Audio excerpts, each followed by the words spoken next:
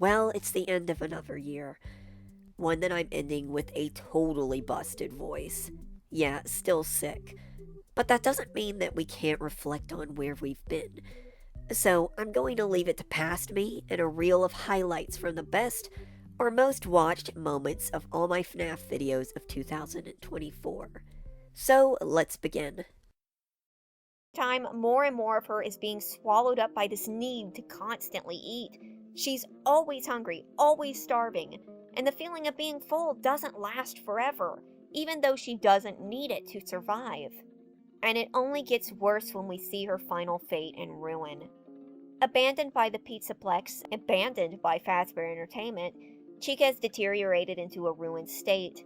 Now she's barely functioning, and when she is forcibly jump-started, the only thing she can think of is to shovel the rotting food left behind into her broken mouth, shoving it down her gaped gullet, and then letting it fall out of her open stomach, or at least it does until she swallows an entire trash bag, which then proceeds to hang out of her and block up the rest.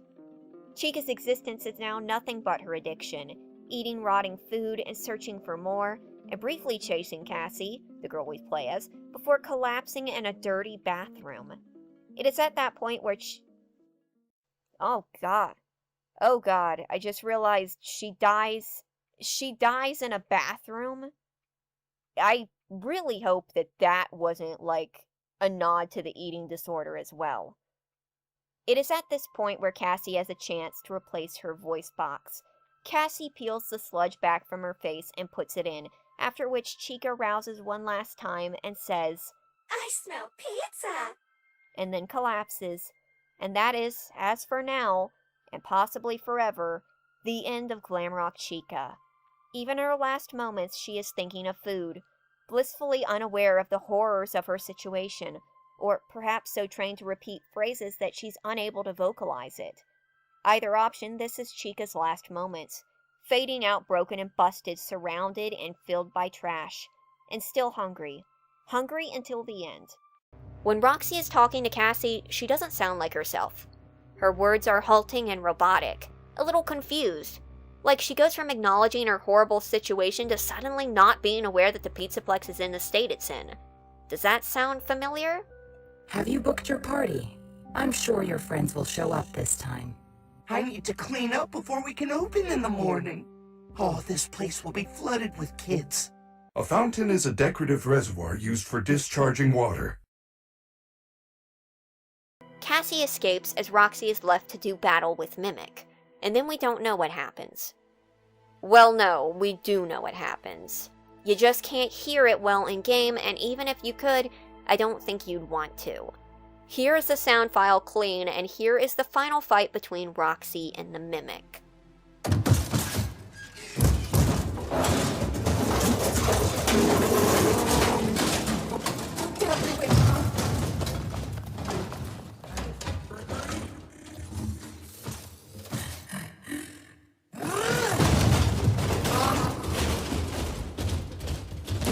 Give up! Give up. You can't.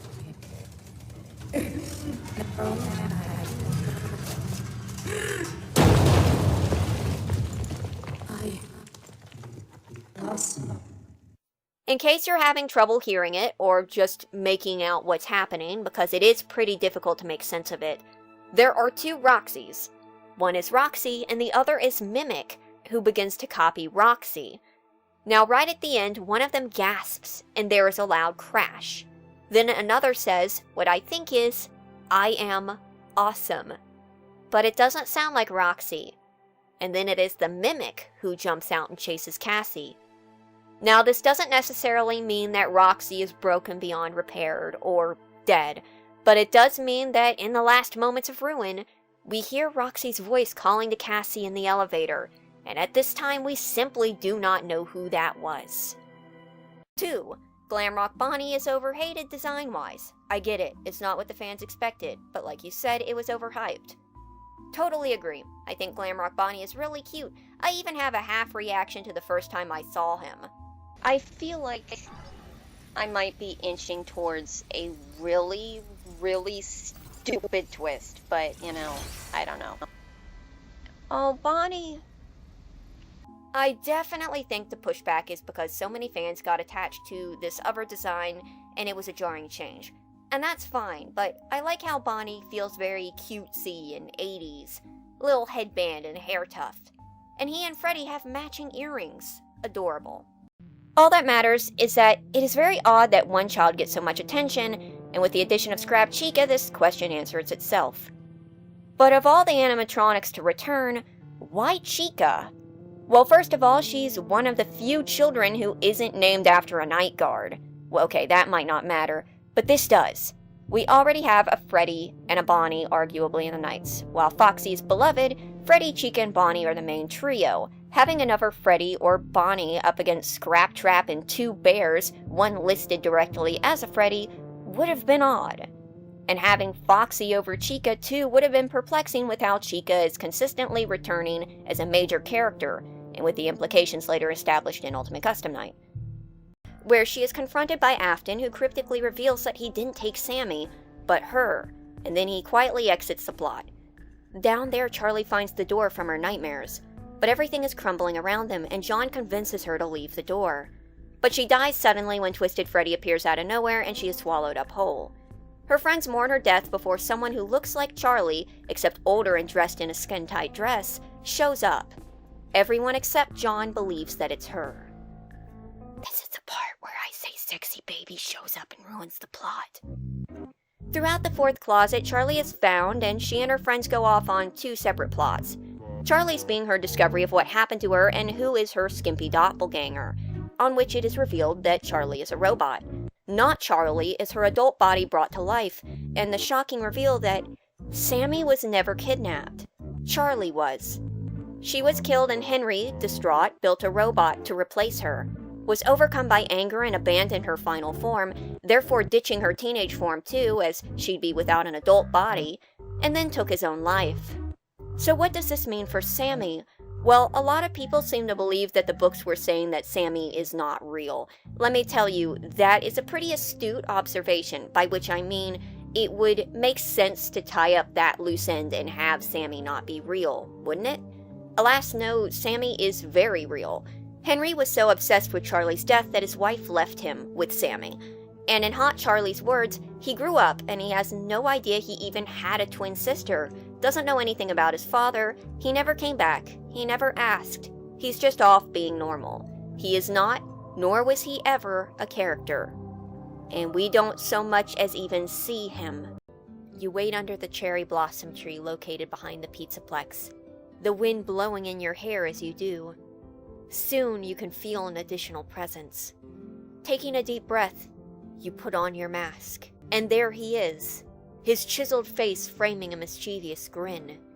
Your heart flutters anticipation as you take a deep breath. Michael 2. Data extraction endpoint stop. Will you go out with me? Mxes grins at you, and then after a moment he does something he's never done before. He speaks, and he says, no. Your heart would have been broken if he didn't look so smug about it. Ah, well, at least you tried. Back inside, looks like we're going out with Music Man. Now we're on to Golden Freddy, also known as God Why Won't You Die, because this character has an exceptionally lengthy battle segment. Golden Freddy shows up and he just doesn't want to leave. He has 3 phases where he acts like other animatronics, and during which he can either mimic Freddy, Toy Freddy, Springtrap, Mangle, or Ballora. But wait, it gets more intense. So, the second you enter the battle, you have got to figure out pretty quickly into the encounter who you're actually going up against. If it's Mangle and Ballora, you'll pick up pretty quickly, but if it's anyone else, you're having to circle around and try to think. If it's haywiring, it's Springtrap. If the static is this length, it's this character. If it's this length, it's that character, but you can't really see the static for any of them. Golden Freddy is a pain in the neck, especially when you're giving yourself whiplash trying to track him down. And just to clarify, if you are having the same issues I was with crashing, there is no defeating Golden Freddy. He will drag you around until that game crashes. But if you are more fortunate, you're still in for a bit of a lengthy go at it. Golden Freddy's going to make you work for that gold, especially if you're unfortunate enough to get Mangle, Ballora, and Springtrap. Oof.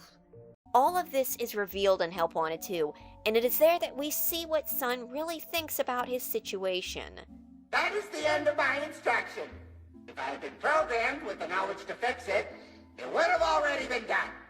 Ah, don't eat the crafts. That is how you get ulcers. Oh, you are banned from the daycare. So bad. I should turn off the lights myself. There he is. That is the real Sun. On the surface, Sun is a friendly and playful cartoonish fellow who loves playing with kids and taking care of them.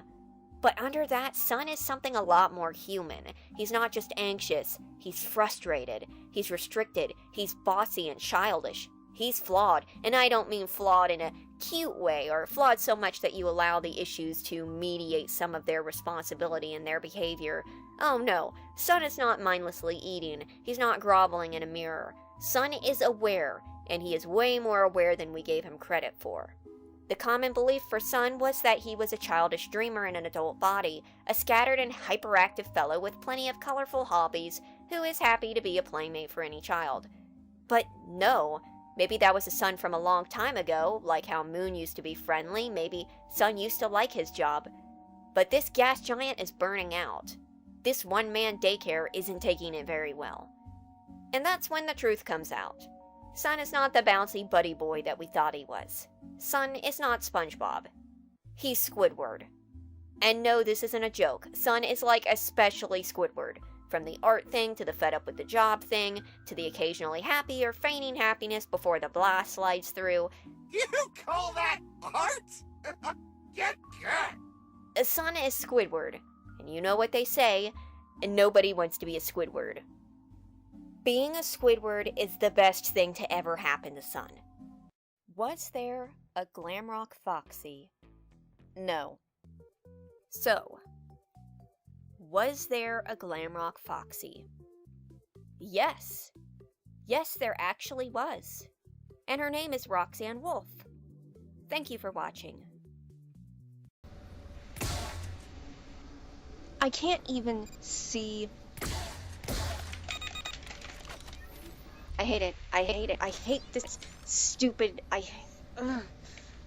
hate this. I hate the fact that I keep falling into holes. I hate the fact that the daycare section's already over. The daycare section was like 5 minutes of gameplay, and yet I've been stuck in Monty Golf for like 2 hours if we combined all the time I've been in here. The place, it's rancid. It's super ugly. It looks nothing like the pictures on the trailer. Well, kind of, but not nearly as good looking. It's horrible. I hate it. I hate this. I hate this. So in Bunny Call, a father is stuck keeping out what looks like a man in a rabbit suit that tries to break into the cabin he's renting with his family. However, the father keeps him out, and they never find out who it was who used the suit, as the counselor who was supposed to do the Bunny Call didn't wake up on time. Now, this seems cut and dry, but this event might have unknowingly been a reference to something we didn't even know about at the time. Moving on, in either Frailty or one of the other Tales from the Pizzaplex stories, I'm pretty sure it's Frailty because there's a chunk of time in the hospital in that one, but there is the mention of a doctor who dresses up like a lilac Easter bunny to entertain kids. During the Bobby Dots, there's a brief mention of incidents that Fazbear Entertainment has covered up. One of these incidents was a circumstance in which a man in a rabbit suit kidnapped 6 children from various locations. Not 5, 6. This is not Afton's kidnapping of the missing children either, because it happened at various places, and the person who did this was never found. And in the same story, when they are mentioning wearable suits, they distinctly refer to suits of faded yellow, bright orange, baby blue, and lilac. Now, I can't say what the other colors refer to, save yellow, which is obviously a reference to Golden Freddy and Spring Bonnie, but the reoccurring use of lilac seems notable. But the most striking piece of evidence doesn't include rabbits at all. It involves a headline depicted in Tales from the Pizzaplex, one that mentions that a shamed doctor was being questioned for malpractice, which makes the main character paranoid because she has a fear of hospitals. So what does this all mean? Well, if we piece all the bits together, we decode a disturbing story. Now, it's never said when this happened, but from the headlines it seems to have happened sometime between classic Fnaf and Security Breach, likely maybe in the 2010s. There was some sort of malpractice incident, and a doctor was likely fired from his job. He then donned a lilac rabbit costume that he used to cheer up sick kids and traveled to random places where he snatched 6 children, just like William Afton had, as in recent times it has been heavily hinted that there wasn't just 5 missing children, but a 6th one as well. This was the original Dr. Rabbit. We think GGY is mirroring Afton, but due to the timing, he is likely mirroring this incident. Well, that and the blatant name drops. As for what happened to the children or anything else, we don't know. We don't know if he was caught or how this relates to Freddy's other than the name. But we do have one final clue, and it is due to a single line that we can attribute directly to Dr. Rabbit himself. One line that we know all too well. And that line is, I am Dr. Rabbit. That's the story of the Plushtrap Chaser, one of Fazbear Fright's better stories. No, I'm not kidding. Props to Plushtrap Chaser for actually depicting Plushtrap, for the most part, how he functioned in the games, for having it be an actual animatronic threat who we know about, and not having any sort of last-minute twists or anything. No magic goo, no transforming into sea bunnies or candy, or a wooden signpost or anything like that. Just a rancid animatronic busting down doors. Or eating doors. Also, this. This is what it looks like in the graphic novel. This feels like the sort of design that was made exclusively to be a meme. And it doesn't really match the description in the story, but that's not a new thing, really. I can give it kudos for being stylized at least, because if it wasn't, let's be frank, Plushtrap is not that scary. This thing, I don't feel right about this thing. I know a few things. I know that I can throw... Where did that go? How do I throw? I know I can throw... Ah! Oh, sweet Jesus! Oh my god!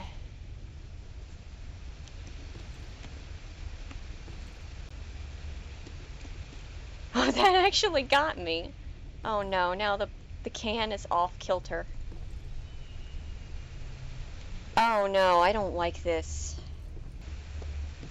I'm waiting for it to turn on me again. There it goes.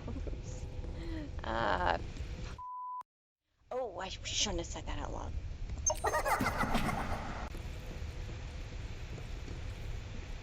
Uh-oh.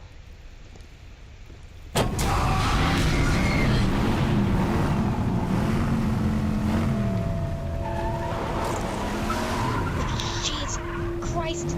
Move faster! No! Oh, no. And you scour through the teasers. You see the wire clowns, you see the dark rooms, you see the factory, and then you see one. This one. Get back on your stage now, it reads. Showing only a button in a dark room. But it's not just a button, as you find out when you brighten the picture and ask yourself, what are those? There's a part of me that's totally charmed by them, and I want one. I want to take one home and dress it up in Barbie clothes and swaddle it in a way that I often also want to swaddle the puppet in Abe from Oddworld. Help Wanted To made me feel differently about quite a few characters. I have reignited hope for Baby, the son is now 100% more complex, I like Glamrock Chica a lot more, and now I must have the Minireenas in my life, and the fact that there is not yet a life-size Minireena doll is a crime against nature. I couldn't even find one on Etsy. They're just so cute. I don't know what it is about them. They're just precious little babs. The little one that sticks its head out from the popcorn bowl is just so cute. I can't get over that. That tangent aside, though on a smaller side, this is a great showing for the Minireenas. And this was the end of Circus Baby until Help Wanted To. But before I tackle that, there is something else I want to briefly brush over. And I should have stuck this up with the fourth closet section, but I wanted to get past that. This is where I will be discussing yet again the sexualization of Circus Baby, because for some reason the toddler clown became the femme fatale of Fnaf for a hot second. This mostly involves a fourth closet where Baby dresses in skimpy tight clothes and tries to seduce Charlie's boyfriend. The thing that gets me is that by wearing the skimpy dresses, Baby pretty much blows her cover immediately. Here is the first picture ever drawn of human Baby. Yeah, great picture. But the sexualization kinda continues. I wouldn't say Eleanor is sexy, but she's, well, the design certainly was a choice. Oh, by the way, Eleanor, I won't discuss her here, but delve into her semi-connections to Baby at another time. But the long and short of it is that we don't know what she is, but she is not our Baby. She is supposedly some sort of agony demon, so while she looks like Baby, she is her own sort of hot mess. I've gone on record before and I'll say it again, a character being sexy isn't the problem. My example last time was Midna and I'll double down. Midna's pretty hot. The problem is when you take Circus Baby's complex personality and feigning innocence, her almost childish voice and toddler design, and decide that the way we're taking this character is making her into this. Hot take number 2, Help Wanted 2 is not as good as most people claim. Dare I say, it's pretty bad. Let's start with the comparison to the first game. In my eyes, 2 is so lifeless in comparison to 1. The voice acting in many places, like Hand Unit and Foxy, sounds so bored in their performances. Someone argued that Hand Unit always sounds bored, but the intro is a new low. The settings in the game are nothing burgers too. It's too dark for anything to be seen really memorable. Sometimes it's necessary, but other times, like the staff bot dresser game, could have used some improvements. The lack of music or general ambience also doesn't help. The games are so quiet for the most part. The UI in the game is so dull and unintuitive. It's kinda cute that they're computer files, but it isn't enough to save it from being boring. Also find it odd how the instructions are placed left of the button for some reason. I get innovating, but this feels like innovating for the sake of innovating, which is not good. They didn't bring back Monty, who was already the least developed Glamrock animatronic. It's honestly baffling to me that they didn't, even if he is a divisive character in the fandom. The new animatronic variants are decent, but nothing more. Aside from the ruined DJ, I love him. There's basically no actual new characters here though, aside from Carnie, who is a lefty recolor. He's fun though, I will admit. The mini-games themselves looked incredibly mindless to me. Couldn't play the game because my PC couldn't run it. A good 85% of them look so boring and tedious to do, like the 5 different variants of Phaser Blast. DJ games look fun though. So, I don't want to be that person, but I think you just inadvertently described the same issues with Help Wanted. Help Wanted being remakes that are, at times, less atmospheric. It's mostly dark with some weird lighting trouble, and there's no actual new characters. If we're not counting like Mystic Hippo and Carnie, then I'm not counting Glitchtrap because I see him as very Afton adjacent and Vanny doesn't appear in game. So yeah, I kind of feel like these are complaints that could be leveraged against Help Wanted 1, so if you're saying that both are bad, fair. But if you're saying Help Wanted 2 is worse, I would not agree. Help Wanted 2 relies more on minigames than remaking the original game, and I think that's great because I don't want to play the same FNAF games over and over in VR. I want something new. Maybe not all the levels are created equally. Fair point, the Fizzy Faz one doesn't seem that stimulating. But I'm not saying it's the best game ever, but it looks like it took in criticism and improved. As for Monty, I can't blame Help Wanted 2 for that because neither Security Breach nor Ruin did much for Monty. Not sure why. And the books aren't very favorable to him either. At the end of Help Wanted 2, Vanny smushes Glitchtrap into dust. His remains are smeared on the wall of the office in Ruin. But Mimic still remains. In fact, Mimic is not mimicking Afton anymore. He's mimicking Gregory. So that would imply that Mimic is mimicking Glitchtrap, and stops, instead of the commonly held belief that Glitchtrap is killed and gets trapped back into his Mimic body. But emphasis on the word believed, or commonly believed, because a lot of what I just went over is just that. Theories. What's actually there? Well, this line that could be a slip-up or a trick, these atomic bomb remains, that thing, and nothing concrete. I feel like Milhouse in that episode of The Simpsons where he's talking about how Bart tried convincing him that he didn't have a fish. But why did I have the bowl, Bart? Why did I have the bowl? I'm holding the bowl, I'm just not sure what's in it. Speaking of the novels, As you may know, Circus Baby was turned into a tightly dressed bombshell working under Afton, and Vanny's skin suit couldn't get any tighter, and her poses couldn't get any coyer if she was Bugs Bunny in drag.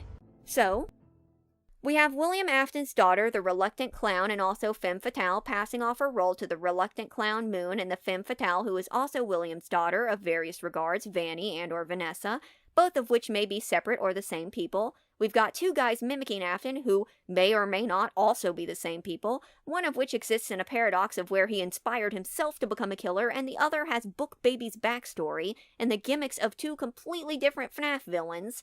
Baby and Moon are spouting book lines, Vanny might too, and we've got Eleanor, the other mimic, who was teased in Fury's Rage, who took over being the villain in the books from Afton, who was a giant amalgam, who was also teased in Princess Quest. And this, ladies and gentlemen, is why Five Nights at Freddy's lore feels like a fever dream. Welcome to Fazbear Hell, population 666, and they're all spawn of Afton. Candy Cadet should be a sweet treat on the side, not a candy crutch.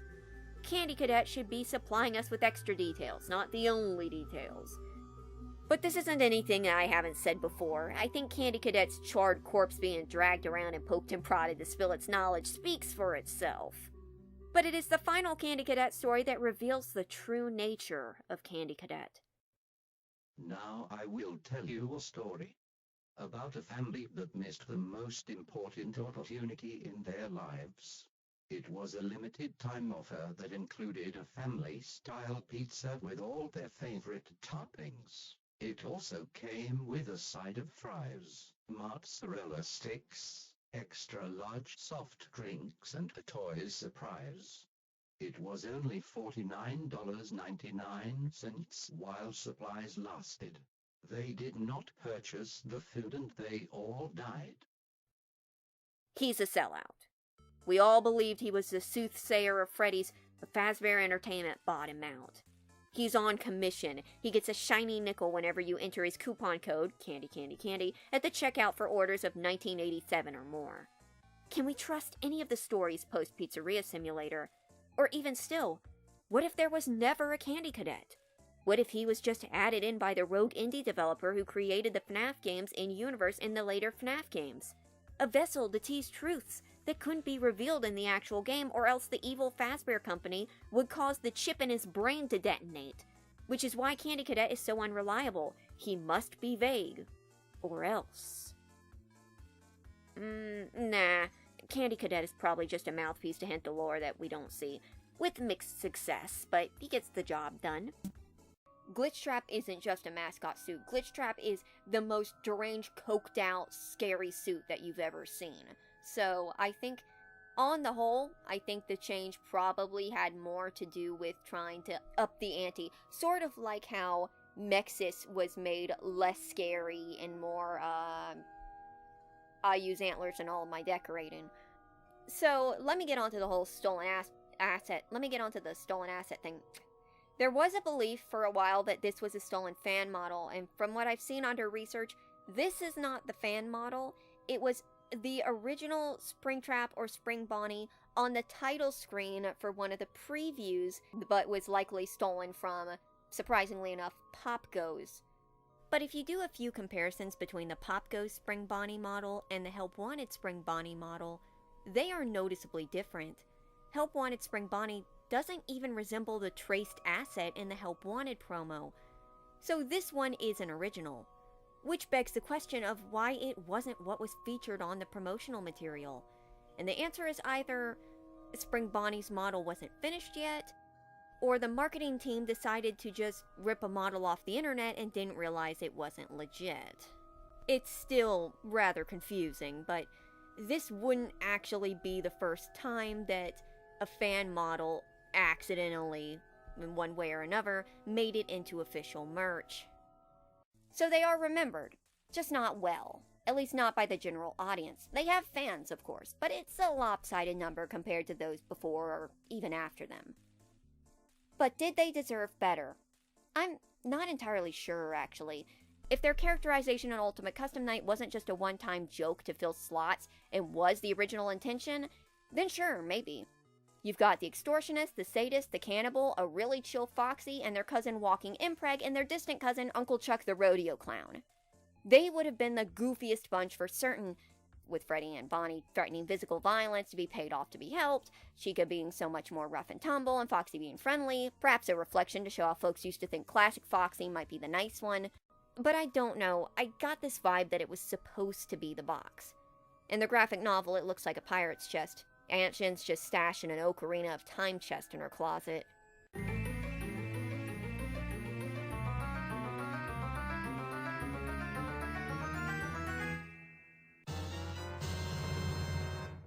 But as we know, the graphic novel does change some of the things from the books. Some for the better, like making Jessica a blonde queen, and some for the worst, like making John look like Henry and William's love child. Point is, this odd detail in the book made me think that, I don't know, maybe Charlie was supposed to be in the box? This will make sense later because this sort of helped fuel another suspicion. But let's move on. Many animatronics were given voices in this game, and thus added personalities to them. Some characters we thought we knew well even had additional lines which opened up a whole new world of possibilities. In some cruel twist of fate, every toy animatronic got a voice and an enhanced personality, except Balloon Boy, who already had the giggles and the reputation as a gremlin, and Toy Bonnie. No kidding. Toy Freddy became a salty gamer, Toy Chica a seductive sadist, Mangle a 2-in-1 bundle of insecurity, and Toy Bonnie sidles into the office and is warded off with a mask, just like in Fnaf 2, dead silent. That's just plain cruel. And most importantly, he signs his notes with Love Freddy. Freddy is the best father Five Nights at Freddy's has. And the moral of this story is, Glamrock Freddy could daddy me anytime. God, why did I write that? For you to put the cupcake on it. If you don't, eventually she'll lose her patience and attack. If you do, she'll leave. Well, that doesn't seem so hard. Maybe that means Funtime Chica really is the nice one. Well, wait, there's more. Animatronics were built with various features to kidnap children. Baby and Freddy had storage tanks. Foxy could mimic voices and release scents. Yes. And Ballora was a distraction and deterrent. And I wonder if Funtime Chica was too.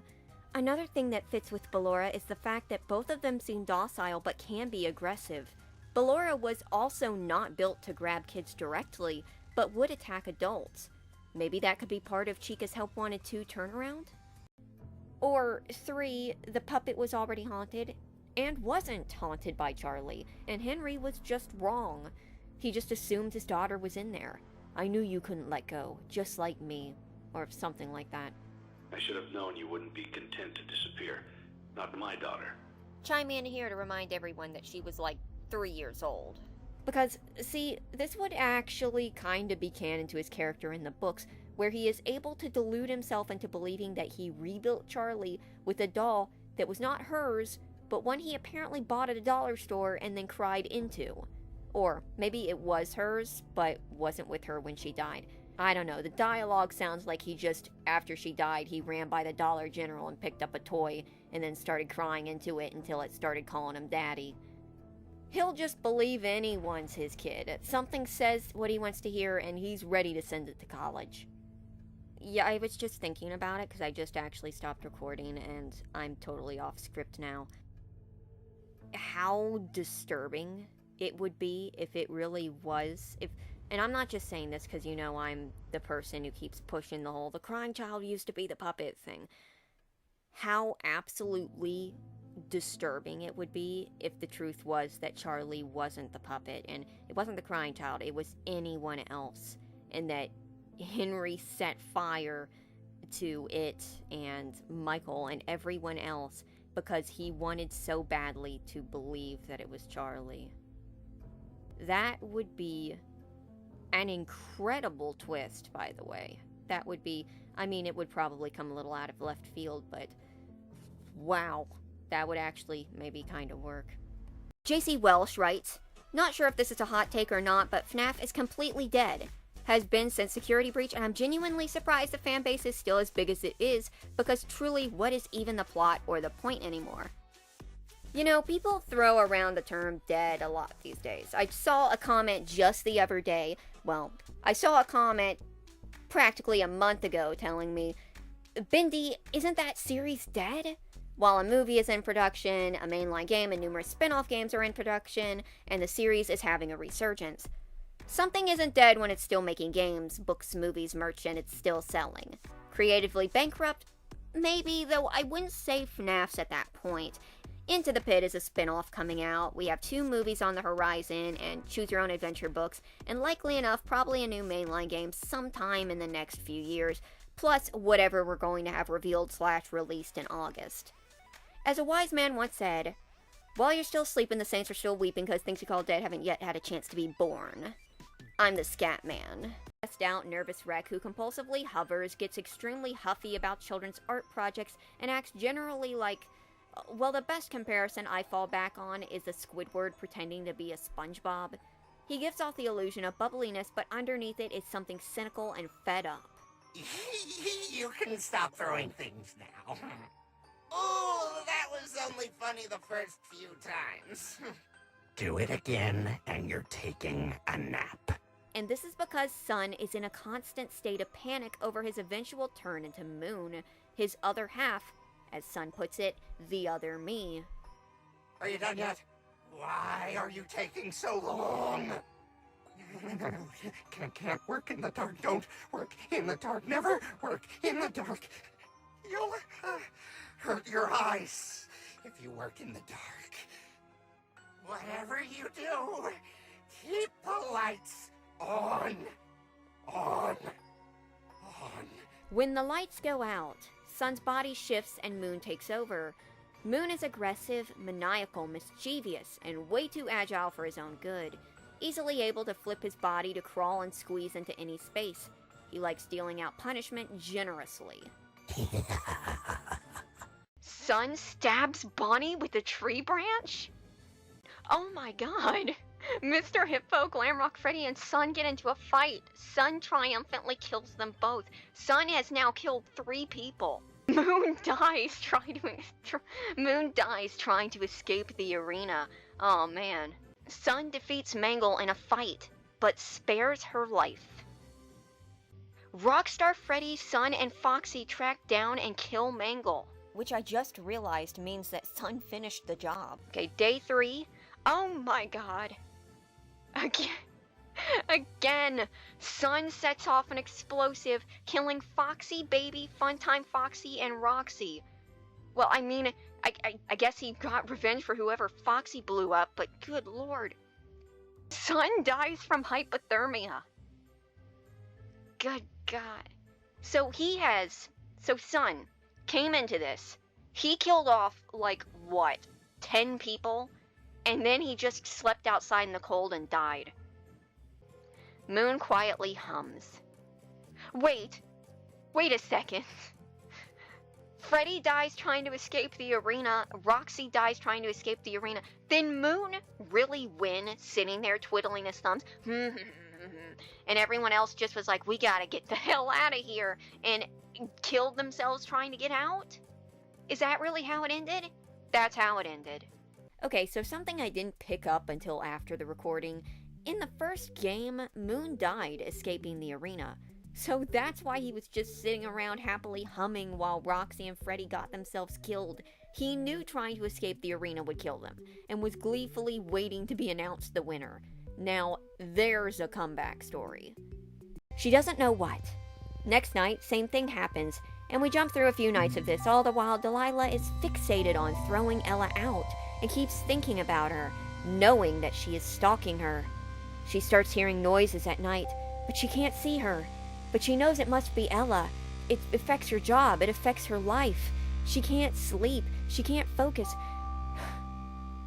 Look, I'm gonna level with you. I reread this story before I made this video, and I had to skip through most of it because it is probably, quite possibly, the most boring thing I have read in years.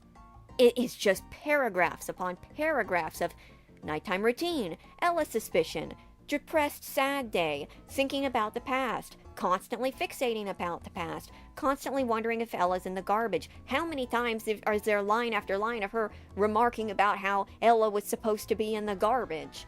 Over and over again. And when it finally kicks off, it doesn't get any better. It's a drag. It's boring. I've had episodes of sleep paralysis more entertaining than this story, and lasted almost as long. Back to the intersection and see your chip lying in the fake grass across from you. This maze is definitely looping you around, but you'll be able to find the correct route by process of elimination. You drop another chip at a new path and continue on, feeling like you got this labyrinth beat. You reach a new 7-path intersection and you're certain this must be a different one because there are no chips on the ground. Then you're crunching from inside one of the corridors. You peek around the corner and see Monty there, delicately popping another tortilla chip into his gaping mouth. Yikes! You didn't think he had seen you, but he says, "Thanks for the appetizer, kid." Appetizer, does that mean you're the main course? Well, there's a confirmation that Monty can eat. So as far as the gameplay goes, there's some rough spots, but I did have fun with it. I feel like it needs a bit more work before release. Speaking of which, let's cover the bugs I ran into. The racers getting stuck was a frequent one, but I think they might have also been disappearing or teleporting. I fell into 8th place at one point after accidentally falling behind the track in a place that I wasn't picked up and put back on the track from, and I just couldn't catch up. Like, I was going along fine, but characters would start closing in only to suddenly seemingly jump 50 m ahead. And then suddenly, I appeared in 4th place. I'm not entirely sure what might have happened there, but maybe it was a glitch with respawning them after they got stuck, because the cave was where they got stuck the most. And that's where this happened. A bigger bug I ran into is seen here where I kept teleporting. I'd get a little way ahead and then suddenly be teleported back. And it wasn't just me. There was another unfortunate soul caught up in the mix. I have no idea what caused this, and it didn't stop until I exited the race. And since then, I've heard that this is actually a very common bug. I have no idea what causes this. I don't even have a clue. I also had one fatal crash that kicked me out of the game, which is a problem, but it only happened once. I've had, I think Ruin crashed on me once, and Security Breach crashed on me about 3 times. His voice, and located in a strange place. The Foxy.exe parody minigame from Fnaf World. You play as Bonnie and walk around in this abyss of Foxy face, trying to avoid Withered Freddy and Cat, while Foxy slowly removes his head. All the while, Withered Foxy is speaking in a strange voice. Listen to my voice, and you will find the key. When you can see, how fast can you flee? Be sure you step through the heart of madness. There's also this death minigame line, Call your big arm onto us, which you might recognize as a meme. I'm pretty sure this isn't Withered Foxy's voice. This is just a gag voice.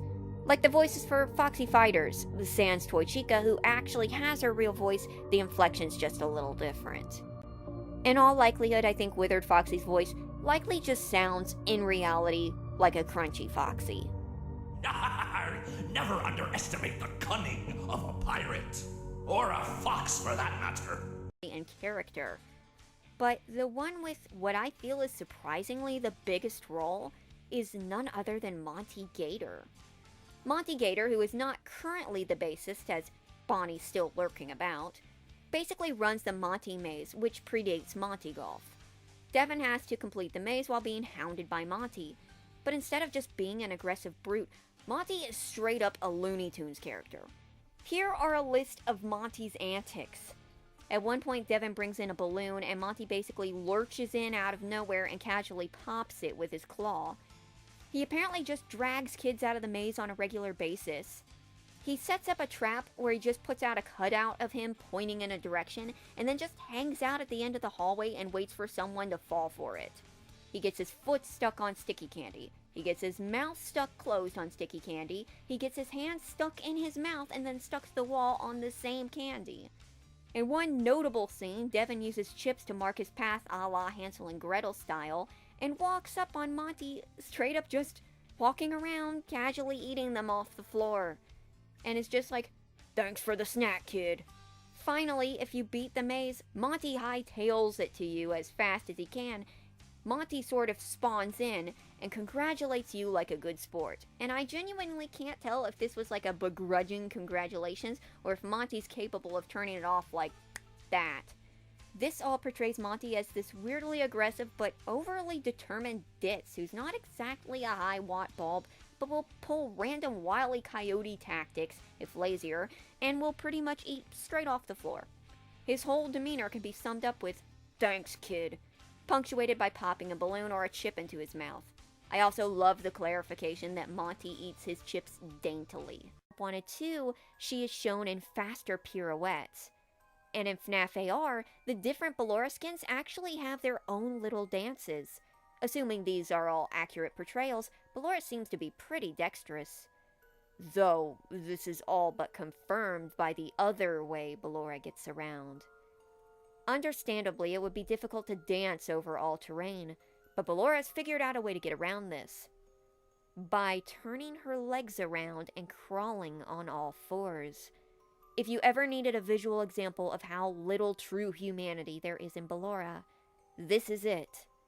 She is something that only looks and pretends to be human. Circus Baby says on night 4, when Ballora is shown being scooped, that she has learned how to pretend while Ballora hasn't, and never learns. It's unclear if Ballora is simply incapable of controlling her instincts and programming to kill, or if this has something to do with Baby's direct control of Ballora.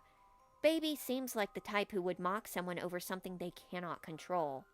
But Ballora herself is never shown to be anything but aggressive, if that was ever in her control at all. Here's the voice, and if you hear some other voices and some strange sounds in the background, that's because this was taken during PAX, so there was people walking around, and there were people reacting to playing it.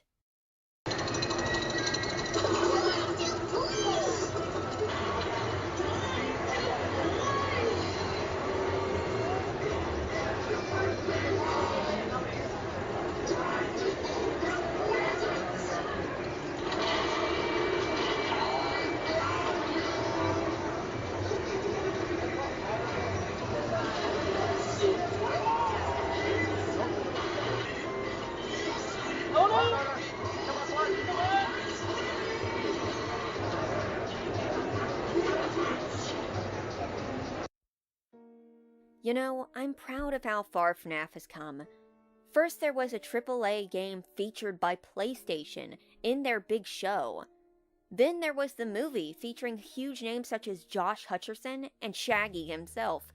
And now to play Jackie, they've even gotten the voice talents of Satan himself.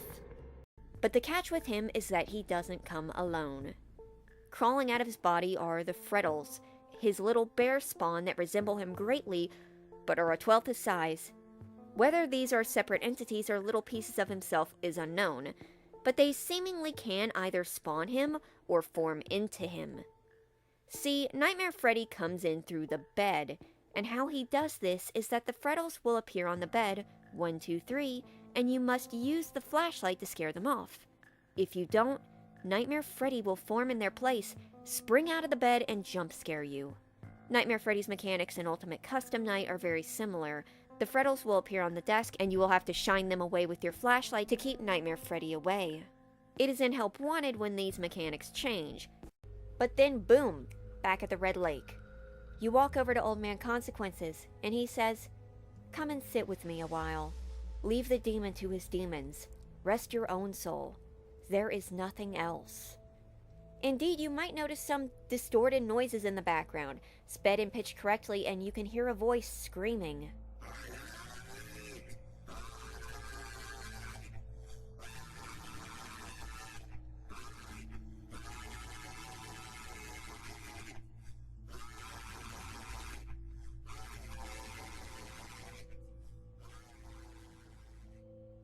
This is William Afton, suffering his eternal punishment, shrieking for Mike and Henry. At least that's what it sounds like he's saying. Now, the way he is screaming gives me a small clue to what this Red Lake is, I think, but we'll get into that later. Now we're getting a better look at Old Man Consequences themselves. The constant request for you, this wandering soul, to sit down and rest. To stop pursuing this quest for vengeance and just let go, lie down, and let it all be over and done with. But that's easier said than done. I suppose it would be hard to forget after all this time, to lay down in eternal slumber when there's always that nagging reminder that he hurt you, and you don't get to truly hurt him back. And so, they do not rest. Now, even though the balloon lot have a lot of the same traits, the amount of detail on these is pretty surprising, and for the circus ones too. Remember, this was around the time that Funko was releasing Fnaf figures that were just recolors. Needn't I remind you of Cheesetrap? So to have these characters so distinct, it was surprising, and it got people thinking that maybe these characters were for an upcoming game. Or, well, people, I mean me. I thought this was a leaked future character situation, and that's why I mentioned these guys in a few of my character history videos. Now, you might think that that was a leap, but it wouldn't be the first time it happened. As you likely know, Monty Gator and Roxanne Wolf were both leaked by merch name drops before they were officially revealed. And merch leaks also spoiled their designs before they were supposed to. Heck, the circus and balloon animatronics were name dropped long before they were revealed too.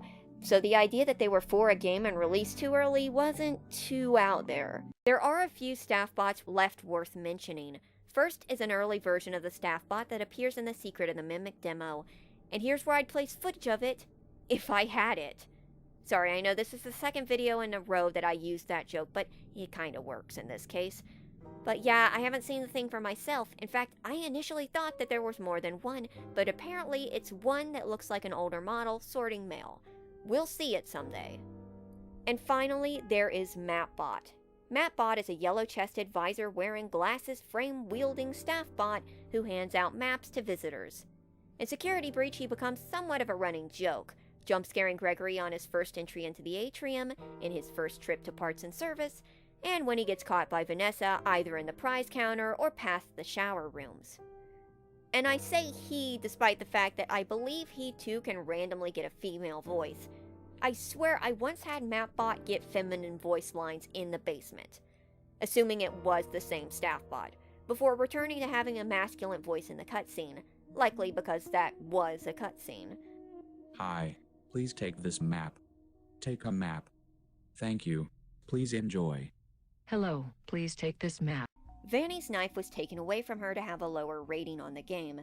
This wasn't the only thing censored though, as lines such as Gregory saying, "She's going to kill me," were changed to, "She's going to get me." And most egregiously, Gregory getting a cut was cut, and now Freddy says, "I sense you are broken," instead of, "I detect blood." And because of this, everyone thought Gregory was a robot. The ironic part is that I think Security Breach still released with a teen rating, which means they could have said the word blood and had the knife. I mean, cartoons have blood in them all the time. Finding Nemo, Puss in Boots: The Last Wish. The censorship was, if we're honest with ourselves, pretty unnecessary. And it took away a lot of the scare factor from Vanny, as now she just was a woman in a rabbit suit skipping around with no visible weapon. Because they didn't replace it with another weapon. They didn't give her like a baseball bat or anything. Or a taser even, it was just her. Not to mention she was supposed to do a lot more than skip. In the files there are animations of Vanny with a much creepier walk cycle, where she has her head tilted, a more natural walk, cartwheels, crawling, even a much more frantic run that looks significantly more menacing than her tickle finger run in the final game. Well, Jane put the paper down carefully. An archive of everything. There should be a sign here. "Jenny, baby." What? This is your father's letter. "Hello, Jenny. I have caused so much confusion for those around me that I'm not sure when I will return to reality. Although I was able to remove what was planted on the walls to fool them, the damage is already done, and it is a lot. Father. Charlie, it's so hard. Please read. Please, John. My Charlie is here, even if he doesn't like me. I fell into pain because he remembered not me, but the extreme pain that was taken from me. Close all the bars. This is a graveyard for my protests and complaints. Preferably seal and bury the fourth cabinet." But here I was thinking Sammy. Sammy called me from there. My drunkenness actually woke me up and started its final stages. I had no choice but to stop working because I was pursuing my dream. My faithful old friend, in his grave I hope, has taken what I have started and made it his own. Bad. I was able to stop him and stop what he was doing. Jenny, you have to make sure the harness stays intact. Then one day, many decades later, no one remembers, even if something happened. He collected all the electrical appliances in the house and burned them, taking care not to put the pills in anything that could cause an accident. What the hell was that line? I'm going to have a little girl. Love me forever. Love me forever. Heinrich. Balloon Boy is a different beast entirely. Balloon Boy is a notorious creature in the Fnaf universe and community. The first animatronic to be more mischievous than murderous, and the first to be humanoid in the series. Balloon Boy is both loved and loathed and a very prominent part of the franchise. Balloon Boy is a short, rounded son with pink cheeks and triangle inset nose, with an open mouth grin and blocky teeth, and big blue eyes. He has some molded on brown hair and wears a reddish pink and blue striped shirt and propeller hat. He has dark blue pants and brown shoes and stubby arms ending with two rounded fists with holes in them to hold his balloon sign and a fake yellow and red striped balloon. While looking like a statue in FNAF 2, he is capable of moving just as easily as the others, crawling through the vents to make it into the office, and when he gets there, he steals your batteries. Which doesn't sound too bad until you realize that without that flashlight, you're basically a sitting duck. Sergio finds the Lucky Boy and starts asking it for advice. Going off of Lucky Boy's suggestions, he wins the lottery, buys a car, has it stolen, buys a truck, buys a house, ditches his girlfriend, who makes him unhappy, puts himself on the market, etc. But Sergio starts to get a little too reliant on Lucky Boy, which is unfortunate because Lucky Boy decides to suddenly give really bad advice and tells him to mutilate and cut off a bunch of his face. Needless to say, he makes a splash at his reunion. Balloon Boy is also mentioned in the Choose Your Own Adventure book VIP, where a Balloon Boy statue dispenses balloons and a few points. Makes you wonder if that's how the original Balloon Boy sort of worked, if he was just a statue to greet guests, or if he actually blew up balloons. Since FNAF AR has so much huffing and puffing, it certainly sounds like he was capable of doing so. And since I want to reach my Monty mention quota, if you go into the Monty maze attraction with a balloon from the statue, he will immediately find you, pop your balloon, and escort you out. Even when he's not doing anything, Balloon Boy is still finding a way to screw you over. 2. Glamrock Bonnie was evil. It could be like a parallel to William and Henry, where the Freddy of the situation sees Bonnie as his dear friend and loves him, but then the Bonnie uses him and stabs him in the back. This could be reflected by the cut bowling animations that show a sadistic Bonnie torturing bowling pins, which were notably replaced by newer, much less sinister animations when brought back in Help Wanted 2. This would explain why he's still working after Glitchtrap and Vanny are gone. That says Glitchtrap. Okay. And the final option, option 3, Bonnie was threatened and coerced into cooperation. Kind of like how Vanessa was. See, with how much Bonnie seemingly adores Freddy, if he was told it was him or Freddy, he might have volunteered. Heck, maybe that's why Freddy seemed to die on stage and go into safe mode. Maybe Bonnie somehow had a hand in that. One of the last places Bonnie was seen was in the East Arcade. Because of this, there's a theory that Bonnie was looking for the fire escape the night he disappeared.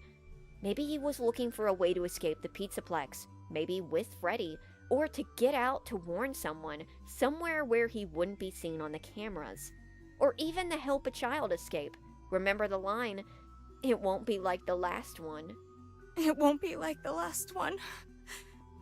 And what happened was somehow he ended up in Monty Golf.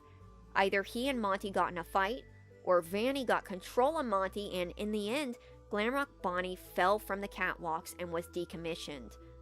To stop his meddling, as really, Vanny and Glitchtrap didn't necessarily need him to move around. Remember that time Glitchtrap was looking up bisecting people through Vanny in the cut FNAF AR emails? Bonnie's spine remembers. And when you succeed, he still yanks open the vent to jump scare you before you escape.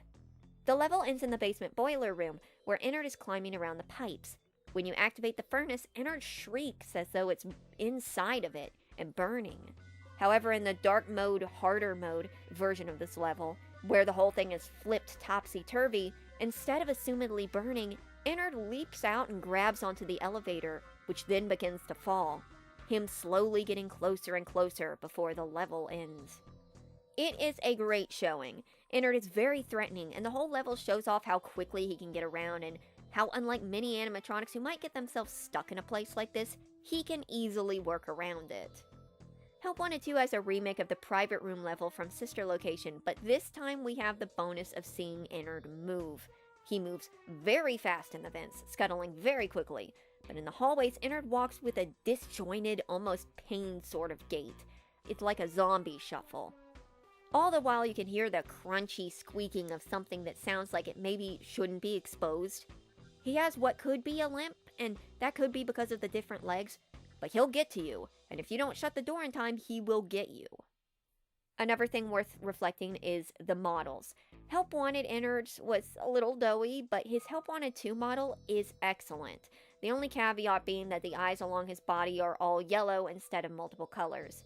No Christmas tree clown here, but it is a good looking model. Let me give you a really short history lesson on this guy. So in the Mimics book backstory, he was created by a guy named Edwin Murray, a suit maker for Freddy's from assumedly around the same time as William and Henry. You might have also heard of him recently because a teaser for him apparently got released in 5 Laps at Freddy's, which I'm absolutely shocked that it was in 5 Laps at Freddy's because I thought I was the only person who still had that installed. Mimic was used as a playmate for his son David, and they both had matching tiger plushies. Then David got hit by a car and died. Mimic continued mimicking him, and Murray, filled with rage, beat the heck out of it and then just sort of dipped for a decade or so. A common thread amongst former Freddy owners and affiliates. Skipping around a little, years later at one of the many pizzaplexes, the Mimic was brought inside of an animatronic named Tiger Rock, an Elvis-inspired tiger, which was then hooked up to a giant mechanical tree that ran the pizzaplex. But that's not exactly important. What is important is that this plush is either one of the original plushies or a plush based off of Tiger Rock himself. I could pull a better clip show out of my... Wasn't that fun? And you might think I'm reusing the same joke. Hilariously, I wrote that in, totally forgetting that I used it last year and had to double check. Anyway, here's to the new year. And hoping to all that is holy that I get my voice back soon. Thank you for watching and being so good to me, especially over the last year. It's been a bit of a crazy year for me, and, well, yeah, this is basically the highlight of the year. And here's hoping that 2025 is great. Thank you for watching.